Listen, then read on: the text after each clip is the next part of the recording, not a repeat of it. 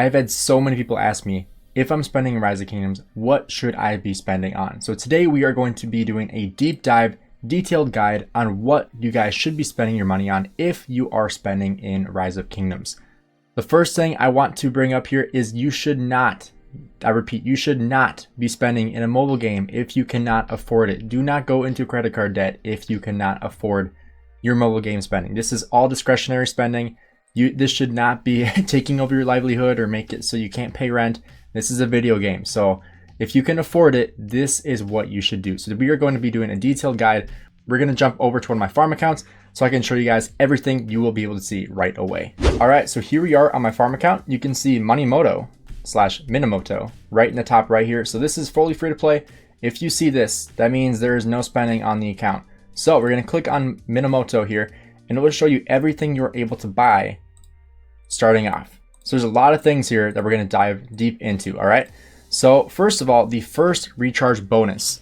This is the first time you ever spend, you're going to get a full Minamoto unlock. You can also get this from the VIP chest. So if you go all the way to VIP 1, right away, if you buy this for $1, you can get a Minamoto unlock. And you can also get some other stuff in here. And as you go, you can continue to get Minamoto sculptures. I would say at this point in the game, you should not be buying Minamoto. The only reason you're going to be getting these VIP chests is for the Books of the Covenant. If you are trying to get to T5 or just trying to get your castle upgraded to level 25, they are very important. And this helps a ton in getting all of the Books of the Covenant that you need for those upgrades. So you can see as you keep on going, there are more Books of the Covenant. Otherwise, you can also buy them with gems as well. But this is a much easier way to do it if you are spending in the game. But if you are not just trying to get your castle to level 25, if that's not your priority and you just want to get the best value out of your buck, totally understand that. That is what this video is for. So if we go into the shop here, obviously this is the first thing you're going to get. No matter what you buy, you are going to get a Minamoto unlock. Even if you buy anything else, you are still going to get this Minamoto unlock. But first of all, if we're going to be talking about spending, we're going to categorize this into low spenders, middle spenders, and big spenders / whales. So first, we're going to start with the small spenders because the big spenders are going to be buying this too. So the first thing you're going to be looking at when it comes to spending in Rise of Kingdoms is going to be the growth fund. This is the best value for your buck by far. Nothing else outweighs this. This is by far the best thing you can buy and one thing you should buy if you're going to be spending. So for $15, you can see as you continue to go, you get more and more gems. So as you upgrade your city hall to different levels, so 14, 17, 19, all the way up to 25, you are going to get incrementally higher gems. And so as you get to city hall 25, you're going to get 40,000 gems. So this brings you to a total of 81,000 gems for $15, and this is in USD. You do have to be above VIP 5 for this, but that is extremely easy to do, especially if you are spending. You're going to get that in no time, but you're going to get 81,000 gems for this growth fund. So for a lot of low spenders, this is all they get, and they just get this, and this is honestly great. You get 81,000 gems. You can max spin a wheel with that. Usually I would say max spin YSG, but at this point with Zulang, I don't know if I would say that anymore. But getting 81,000 gems is definitely not a bad deal for $15. So that is what we're going to be starting off with the growth fund. If you are looking at spending maybe like 20 bucks, maybe 25, maybe 30 bucks on your Rise of Kingdoms account total, the next thing you could consider getting is going to be the King's Coronation. This is a very, very good bundle for speed ups. Other things you could buy if you are potentially looking at migrating in the future and you don't have the Alliance credits, you could also go for the New World bundle, but you do lose a lot of value here after you get your first and second passport. So for $15, you get 3 passports, but as you keep on buying, the value gets a lot worse. So I would not buy this bundle unless you were looking to migrate and you just barely wanted to spend anything. 1 passport, obviously that doesn't get you very far. If you're like my level power of 80 million, you need like 45 to 55. So it's very expensive. But if you are very new to the game and you need to migrate, this is a cheap and effective way to do so. But if you're looking at other bundles that are really, really good for low spenders, the Geared Up bundle is great, especially for materials. City of Hope is good if you are just starting out and you really need to get some buildings going. But none of these are really all that great for low spenders, in my opinion, besides King Coronation, New World, and potentially if you're looking at getting different bundles that are coming throughout different events. So for example, Ample Archaeology, this is for the dig event that we have right now. So this is going to give you a lot more hammers. So if you're looking at getting, different blueprints or getting different things special talented, that could be something that is really good to look into getting. But this does only come every once in a while, so not really something you can buy just right when you start spending, but this is another option for you. Finally, for low spenders, the last thing I want to talk about is going to be the supply depot. And first of all, you do get a 50% discount on the 30-day gem supply right away. So for 30 days, you can get 19,500 gems for $5. And this is really, really great. If you are doing low spending, I would recommend starting off with the growth fund and then going on to the supply depot and spending $15 on 60 days worth of gems. So in total, you are going to finish with 81,000 gems for $15. And for an additional $15, you're going to finish with an additional 40,000 gems. So you're going to finish with 120,000 gems for the price of $30, which is insane value, because if you look at the gem store, that is a lot cheaper than what you would get if you were to buy just raw gems. That would cost you nearly $400 worth of just raw gems here in the gem store. So obviously the supply depot and the growth fund are the best way to go for low spenders. And the definition between low spenders and mid spenders, it kind of varies. Some people see mid spenders as like 50 to $100 a month. Some people are a lot lower than that. Other people think that mid spenders are like $1,000 a month. There's really no definition to what a mid spender is. But I would say a mid spender is anyone who's in between that low spender of like just a growth fund and supply depots and, a whale. That's what I would qualify as a mid spender. Someone who just spends a little bit more than a low spender, but is also just not a freakish whale. So for example, when it comes to mid spenders, you're going to be spending a little bit more money. You have a little bit of a bigger budget for Rise of Kingdoms.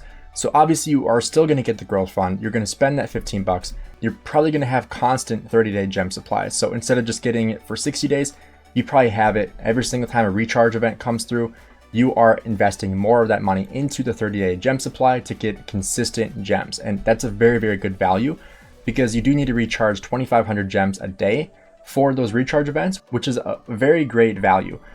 So recharging the 30-day gem supply for that is awesome. I'd highly recommend that for mid spenders. And then you could also get a 7-day gem supply on top of that.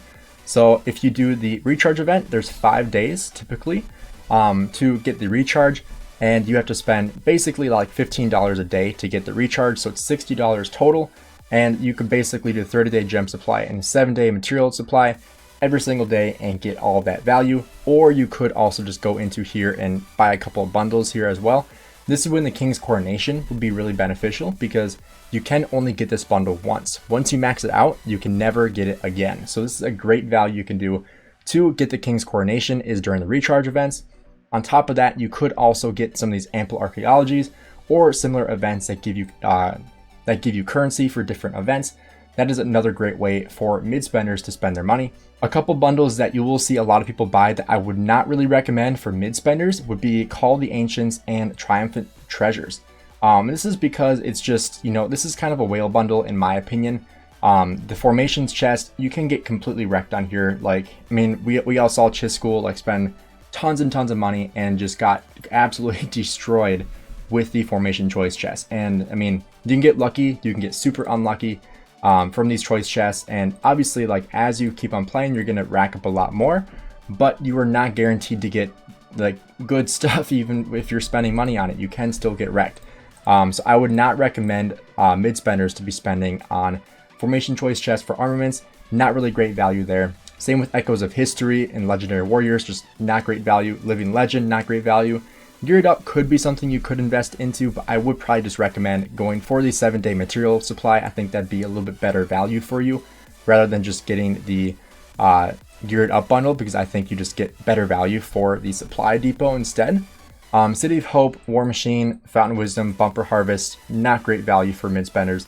New World could be a good bundle for you if you are looking at migrating in the future. I would probably buy the first 2 for $15 to give you 3 passports. You could do that every single time it comes around. So basically once a month, $15 for 3 passports. And that's basically what you'd prioritize. You could use some of that spending during the recharge event, and that would be very beneficial as well.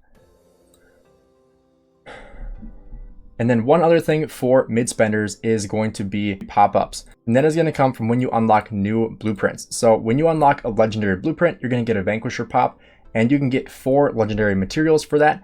Highly recommend mid spenders get that. It is $5 every time, which is totally worth it for 4 legendary material choice chests. So you get 4 of these for $5. Plus you get gems, you get you know, speed ups, resources, you get tons of stuff with it. So highly recommend getting that for mid spenders. And then also when you unlock a new commander, legendary commander, you are also going to get another pop-up that does give you 10 gold heads. So just highly recommend you get that as well, because that will help you rack up all those gold heads for those new commanders that are coming out. And then when it comes to KVK, this is kind of when it's a little bit different for everybody. There will be crystal technology, and this is kind of when it gets a little bit foggy, because some mid spenders like to spend on crystal technology to give them that advantage. Other mid spenders only like to spend on stuff that will, you know, will last their account long term. Like for example, if you put your money into King's Coronation, you're going to get these speed ups and they're going to stay long term. They don't go away. Versus in KVK, if you max crystal technology, all that money you spent on crystals goes away at the end of the KVK, and you don't get it to go to the next KVK, you know? And so a lot of mid spenders don't like to spend that money if it's not going to stay long term, which makes total sense. Like I totally understand that. And then other people, and that's kind of when it kind of changes of what a mid spender truly is, because some mid spenders do invest heavily into crystal technology and then they don't really spend in between KVKs.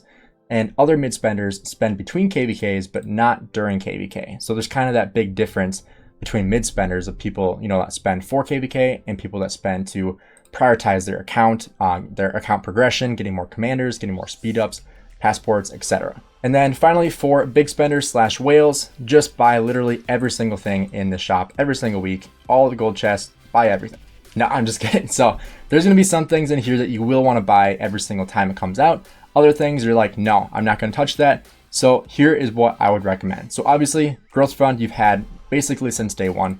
Supply Depot, you probably have the 30-day gem supply recurring every single month, 7-day gem supply recurring every single week. You probably also have the gem store fully bought out for the first purchase bonus.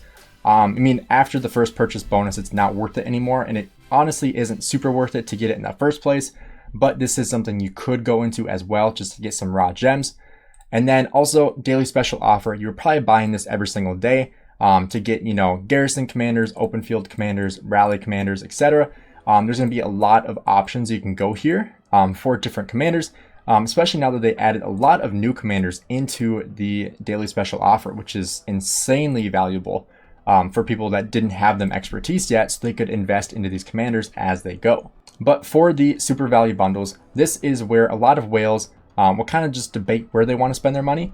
Obviously, when you have events like Ample Archaeology come around, you're going to max purchase this every single time because the hammers are extremely valuable, especially in the late game when all you really care about is special talenting equipment, getting more equipment, getting more materials. This is a great way to do that. Really rack up on the hammers. Really great way to spend your money on here. Same with Call of the Ancients. This is one that whales pretty much max every single time it comes around, which is once a week.